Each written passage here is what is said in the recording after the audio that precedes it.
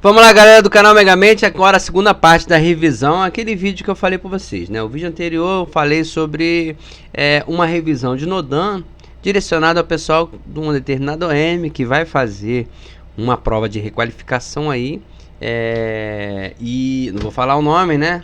É demais, mas que essa revisão também serve para o pessoal do QOAM, tá? A gente falou até o capítulo 3 dentro da Nodan e a gente vai começar esse vídeo aí com o capítulo 4. O que diz o capítulo 4? Ele trata especificamente dos documentos digitais. Mas antes a gente tem que saber o que mudou em relação a essa sexta revisão da Nodan. Bom, em princípio, o que mudou foi, na verdade não mudou, foi algumas alterações só. Quais seriam essas alterações? Bom, essas alterações nortearam, né, circundaram a assinatura digital e também o certificado ICP Brasil. Esse ICP significa Infraestrutura de Chaves Públicas Brasileira, tá?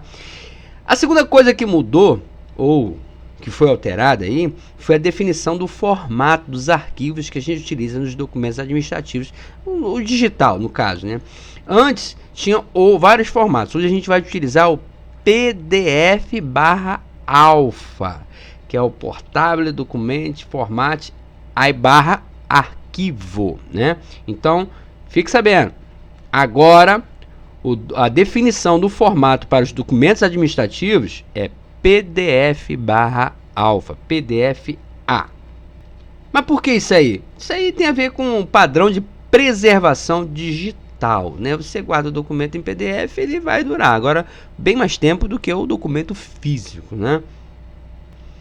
Lembrando também que esse PDF, ele tem um acordo aí do Índia Tango Índia, né, que é o Instituto Nacional de Tecnologia da Informação, que possibilita, de acordo com eles, né, esse PDF possibilita a verificação da validade do certificado, tá? E a guarda da assinatura dentro desse formato. Isso vai fazer com que o documento nato digital continue íntegro, autêntico e fidedigno. Outra alteração foi justamente a inserção das definições de assinatura eletrônica. Aí tem a medida provisória que trata disso, que não nos interessa.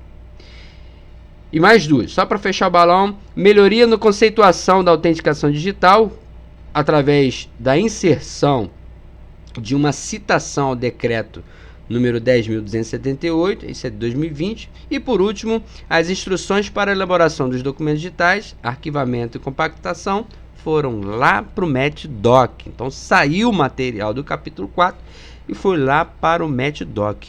Como eu falei anteriormente, a Nodan ficou mais enxuta, ela diminuiu, ficou mais fácil de estudar, tá? Por quê? Porque houve a inserção do MetDoc. Agora, vamos ver o que trata aí esse capítulo 4. Lembrando que isso aqui é uma revisão, um resumo, não vai encontrar exatamente o que está lá na SGM 105 não, tá? Isso é um resumo autoexplicativo, a gente está só abordando aí como uma revisão para concurso e prova. Se você quiser mais esclarecimento, mais detalhes, não tem jeito, vai ter que ir lá na SGM para dar aquela lidinha de praxe. Então vamos lá, algumas definições. Bom, vamos tratar primeiro do documento digital. O documento digital, ele se subdivide em nato digital e digitalizado. Bom, gente, se eu falar em nato digital e digitalizado, a gente já entende o que é. Nato digital, ele nasceu em forma digital. E o digitalizado, ele era físico e alguém transformou ele em digital. Normalmente a partir de uma conversão, né? Ou escaneado, ou foto, imagem, alguma coisa. Ele não nasceu digital, ele físico e foi digitalizado.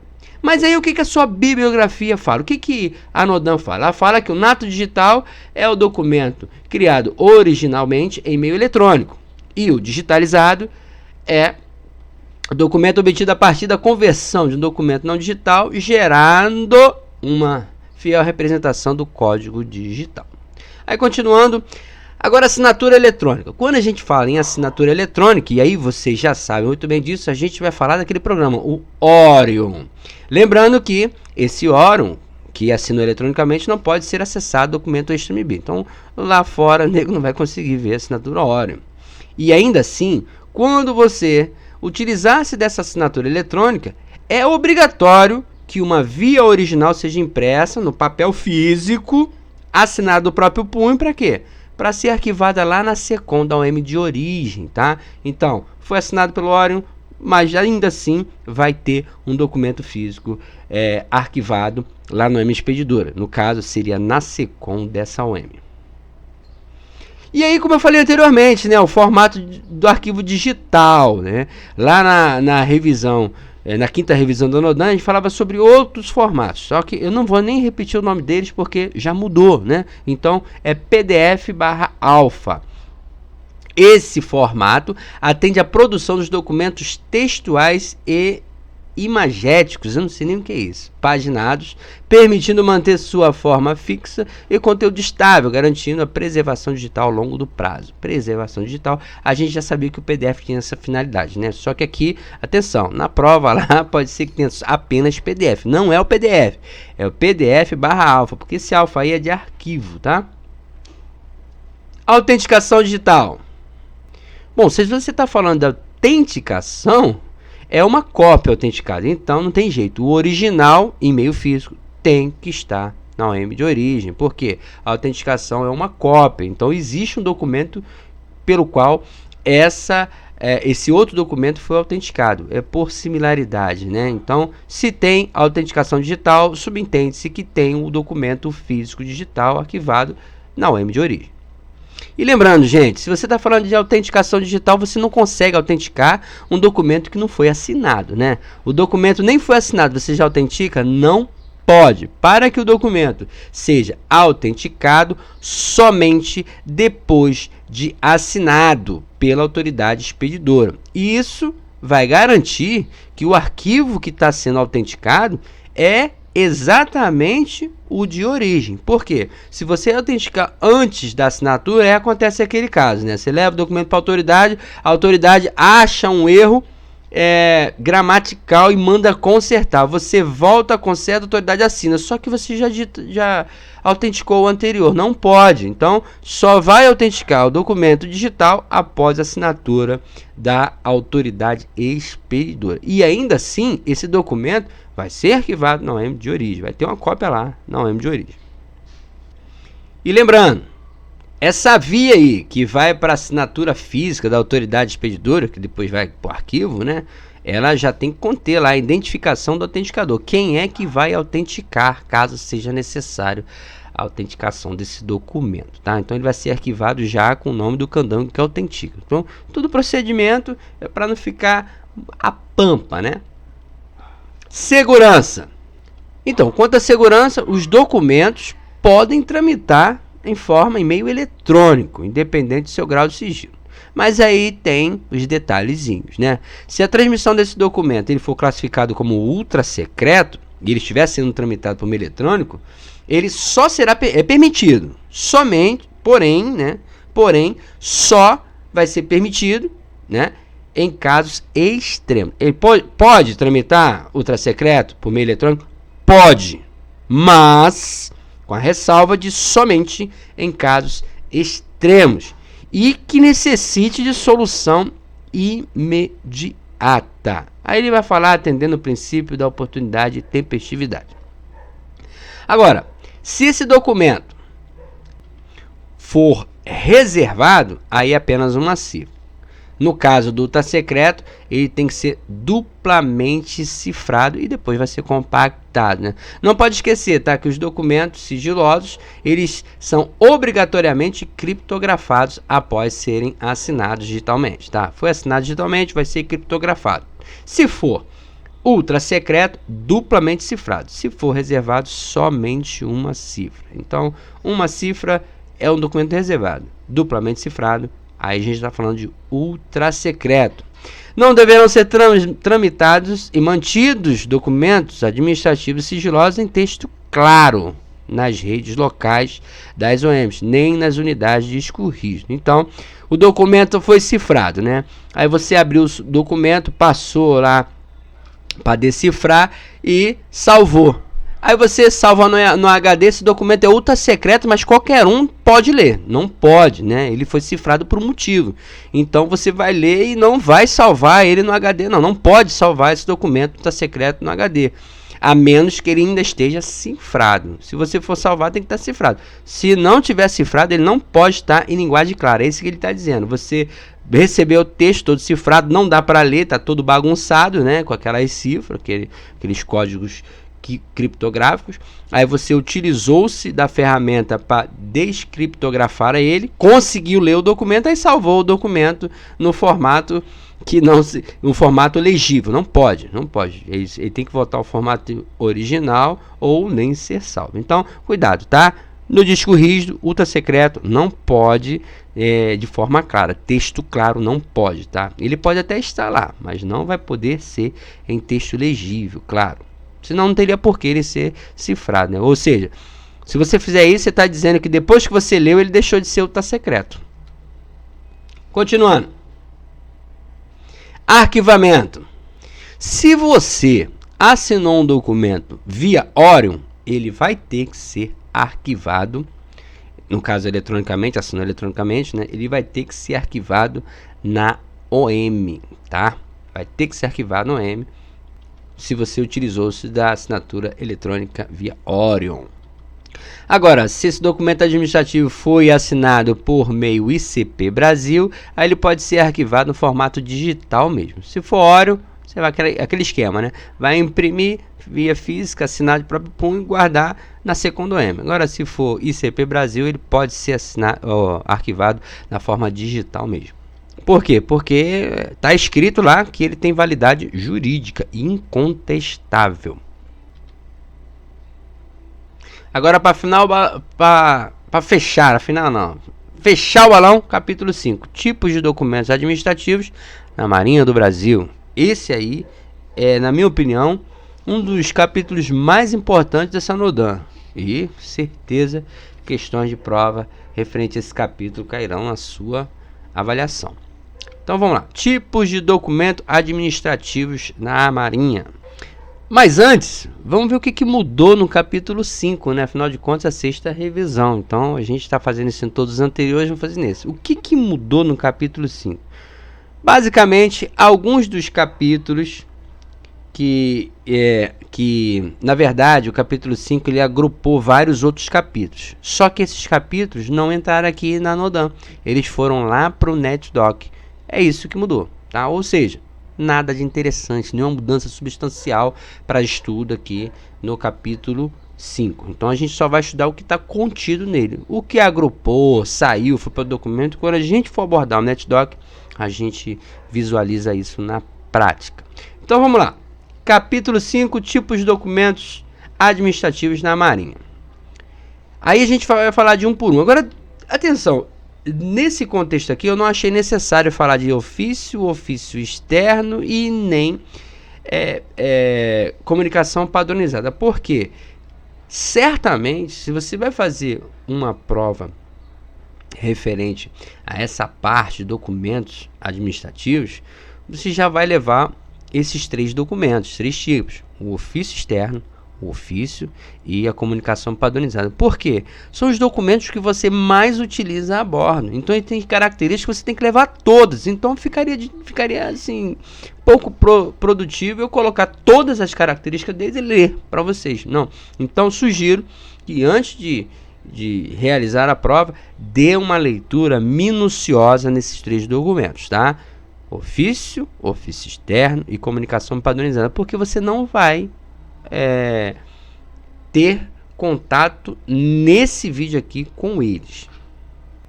Mas só para não deixar vocês a ver navios, né? Eu vou adiantar um pequeno pedacinho de cada um. Sobre a comunicação padronizada, é um documento que tramita entre elementos organizacionais para assunto de rotina. Aí isso pode ser dentro da própria OM ou envolvendo OMs diferentes. Aí o ofício. O ofício é um documento classificado como documento de correspondência, só que o seguinte, enquanto a CP era em elementos, né, e dentro da OM e OM distintas, o ofício é um pouco diferente. No caso do ofício, ele vai tramitar entre o comandante da Marinha e os titulares de OM, entre os titulares para titulares e comandante da Marinha com os outros titulares. Ou seja, ele vai tramitar entre os comandantes, é de comandante para comandante. Aí o ofício externo, o próprio nome já diz, né, gente? É um ofício, tem as mesmas características do ofício, só que ele pode ser utilizado para correspondências das autoridades titulares de OM com as entidades extra-MB, fora da Marinha. Por isso que ele é um ofício externo. Então vamos lá. Aí voltando. Aí na tela você vê instrução normativa. Bom, sobre a instrução normativa, ela é expedida dentro do âmbito da Marinha e é exclusivo do Charlie Mike. A finalidade dela é estabelecer os procedimentos de caráter geral, aí para execução de normas, leis, decretos e regulamentos. Aí atenção que dentro da instrução normativa tem a instrução normativa conjunta. É a mesma coisa, só que em vez de ele estar falando dentro do ambiente MB, ele vai estar falando do ambiente das três forças, Marinha, Exército e Aeronáutica.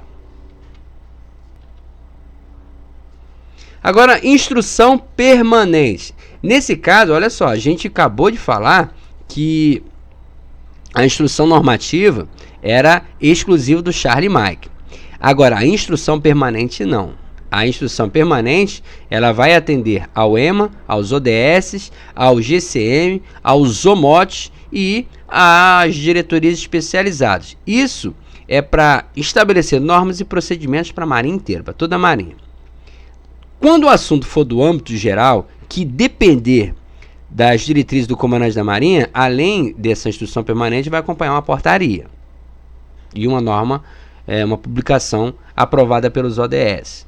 Mas se o assunto for do âmbito geral e não depender da diretriz do Charlie Mike, aí ele vai ser apenas essa publicação, a instrução permanente. E para assuntos isolados, menor abrangência, vai ser também uma instrução permanente, só que não vai acompanhar a norma ou a publicação, como no caso do âmbito geral. Norma permanente.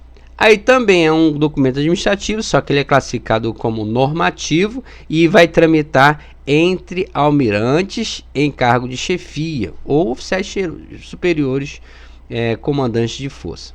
Para que serve? Para estabelecer normas e procedimentos que as OMs subordinadas vão cumprir. Ordem interna. Também um documento normativo, é utilizado pelos titulares de OMs e vai estabelecer normas e procedimentos internos à sua OM. Portaria. Portaria é importantíssimo, porque portaria inclusive caiu na prova do Alfa já, tá? Mais de uma vez, tá? Então vou ler minuciosamente. Portaria expedida para a institucionalização de políticas, diretrizes, planos, programas, projetos e para validar as seguintes atividades. Criação de OM, criação de núcleo de implantação, que vai corresponder ao ato de criação lá da OGSA. Se a autoridade competente for presidente, aí não é portaria não, esse documento vai ser decreto, tá?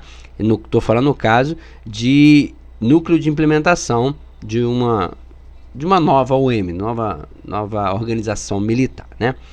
Aprovação de regulamentos, regimentos internos, normas, organizações administrativas e de combate, ou seja, OI/OA, trabalhos distintivos e estandartes da OM. Incorporação, também desincorporação e baixa de navios, alteração de denominação, ativação e desativação de OM, reclassificação e transferência de sede OM, delegação de competência e, por último, nomeação, designação, promoção, aposentadoria, exoneração e punição. Aí atenção à punição, portaria não é utilizada para punição de militares, porque punição de militar é por OS, tá? E por último, determinação de tarefas, salvo aquelas de âmbito exclusivo de uma OM. Portaria normativa. Expedido pelo ministro da Defesa. Então já não precisa, né? Se ele coloca lá expedido pelo ministro da Defesa, a gente já sabe. Portaria normativa. Qual a finalidade dela? Disciplinar a aplicação das leis, decretos e regulamentos. Aí carta ela se auto-explica, né? Mas só deverá ser utilizada em endereçamentos extra-MBs. Não mando carta do comandante para outra, a não ser que seja um convitezinho, alguma coisa informal, né? Circular. Documento de correspondência é utilizado pelos almirantes em cargo de comando, direção e chefia ou por oficiais superiores de comandante de força. Para que serve? Para alterar documentos normativos, exceto portaria. Então, preste bem atenção a essa pegadinha. A circular, ela serve para promover a alteração de documento normativo, mas a portaria não entra nesses documentos normativos, tá? Exceto portaria. Então, se tiver lá para você identificar, ele vai colocar todos os normativos e vai colocar a portaria lá para você e vai perguntar qual é o exceto. Atenção, circular não altera portaria. Mas a circular também serve para divulgar assuntos de caráter temporário que deva ser do conhecimento de um elevado número de OM. Aí atenção lá que na na circular vai ter aquela questão. A circular, ela como ela tem é temporária, caráter temporário, todo ano ela tem que ser renumerada. Mas ela vai ser renumerada se o comandante não tiver mudado. Se o comandante tiver mudado, então ela vai ter que ser reeditada. E ainda assim, quando você chegar nos meses de novembro e dezembro e essa circular for valer para o ano seguinte, você já pode numerar com ela no ano seguinte. Tá escrito lá, só estou dizendo não, tá escrito lá na NODAM. Por isso ela tem caráter temporário, né? Despacho. Aí despacho é o que acompanha o ofício, né? É um documento de correspondência, é exclusivo no âmbito interno da Marinha. Então, o despacho ele não vai entrar no ofício externo. Então, cuidado, também uma pegadinha, tá? Despacho, a gente sabe que acompanha o ofício, ele entra em continuidade ao ofício, porém, não poderá ser utilizado em ofício externo. Por quê? Ele é interno da Marinha. E o despacho decisório tem a ver com a correspondência expedita pelo Charlie Mike. Qual a finalidade? Proferir a decisão sobre o requerimento, né? Aí você faz um requerimento, chega até o Charlie Mike e o Charlie Mike vai decidir por um despacho decisório para ordenar a execução de serviço. E memorando, também é um documento de correspondência que o Charlie Mike ou os titulares de OM transmitem aos seus subordinados. Qual a transmissão? Vai ser transmissão de ordens, decisões, recomendações, isso tudo de caráter sucinto e cumprimento imediato. Então, eu chamaria a atenção para o cumprimento imediato, é memorando, tá? E atenção, ele é elaborado, né, emitido, assinado pelo Charlie Mike ou titulares de OM para as suas OM subordinados. Requerimento. O requerimento a gente já conhece, né? Quando você vai pedir uma coisa para a autoridade, você faz por meio de requerimento. Agora, atenção, o requerimento dispensa o ofício se o requerimento for para a própria MB, for dentro do âmbito da MB. Atestado. Atenção ao atestado, certidão e parecer, tá? Para não confundir. O atestado é um documento, todos esses são declaratórios, né? É declaratório. No caso do atestado, o titular da OM ou alguém delegado vai comprovar. Aí tem a questão do a pedido. Aí eu vou até deixar em vermelho aqui, ó. O atestado é a pedido. Um fato ou situação que tenha conhecimento. Então, para o atestado, eu tenho conhecimento, alguém pede, eu forneço o atestado. É um documento declaratório. Já a certidão, não. Não é o que eu tenho conhecimento. A certidão é um documento declaratório que vai ter como base outros documentos já existentes. Uma certidão é com base em outros documentos. O atestado não. É com base no que eu tenho conhecimento. Ordem do dia. Também um documento declaratório, mas ele é utilizado pelos titulares de OM, nesse caso o comandante da Marinha, para exaltar datas históricas ou fatos significativos. Ordem do dia. Ordem do dia alusiva ao dia da Batalha Naval de Riachuelo. Ele lê aquela ordem do dia todinho. As ordens do dia poderão ser encaminhadas aos órgãos extra-MB ouvindo o GCM. Ordem de serviço. Esse também é um documento muito importante, declaratório, tá? Muito importante, que também caiu inclusive na prova do Alfa-Alfa, várias vezes. O que é ordem de serviço? Documento declaratório, por meio do qual os comandantes titulares de OMs registram determinações técnicas ou administrativas expedidas por escrito, por autoridade, comandante da Marinha, titular de OMs, e dirigida responsável por serviços, tarefas ou autorizando-nos no que concerne a. Aí quais são o que engloba a ordem de serviço? Direitos e obrigações pessoal, aí tanto faz peculiares, relativos a meritórias, alterações de função, alterações de cargo, aí pode ser militar ou civil, e credenciamento para efeito de segurança. Ratificação de atos de subordinados, é ratificação, não é retificação não, tá? Aqui ele está concordando com o ato do subordinado. Retificação é ele mudando. No caso aqui é ratificação. Punições. Aí punições, lembrando, tá? Punições de militares, oficiais e suboficiais. Aí não entra cabo marinheiro não. E designação de pessoal para funções do âmbito interno. Designação de função no âmbito interno, ordem de serviço. Punição, ordem de serviço, mas registro da punição, né? Mas para oficiais, para acidente do ambiente naval. Se você for qualquer um, por exemplo, civil, aí vai ser por meio de portaria. E para finalizar o balão, como dizem aí, afinar o cabelo, parecer é quando emite a opinião sobre determinado assunto. Então, vamos lá. Aqui cabe uma lembrança, ó. Atestado é a pedido, o que eu tenho conhecimento. Certidão é com base em documentos existentes. E parecer é minha opinião, tá? Parecer é a opinião, claro. Parecer do doutor é a opinião dele com relação à medicina, né? Ao caso do paciente. Aqui no caso, certidão, eu vou pegar os documentos que o paciente tem e com base naqueles documentos, geralmente a ficha de inspeção de saúde, vou fazer a certidão, de acordo com os documentos. E atestado é o que eu tenho conhecimento do que aconteceu a pedido. Por exemplo, atestado de origem. O atestado de origem é o oficial de serviço dizendo que ele tomou conhecimento que o militar sofreu um acidente e machucou a perna, machucou o braço. Isso é um atestado de origem, né? Ele tomou conhecimento, ele ficou sabendo, ele viu. Então ele atesta que realmente aconteceu porque ele tomou conhecimento, porque ele viu. A certidão não. A certidão não necessariamente ele viu, mas ele encontrou documentos que fundamentam aquele fato.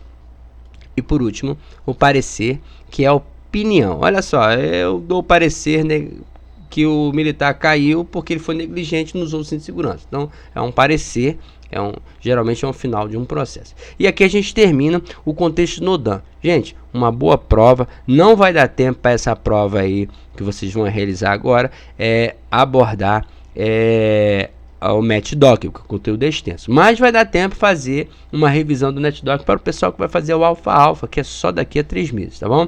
Então, boa prova a vocês, bons estudos e até o próximo vídeo.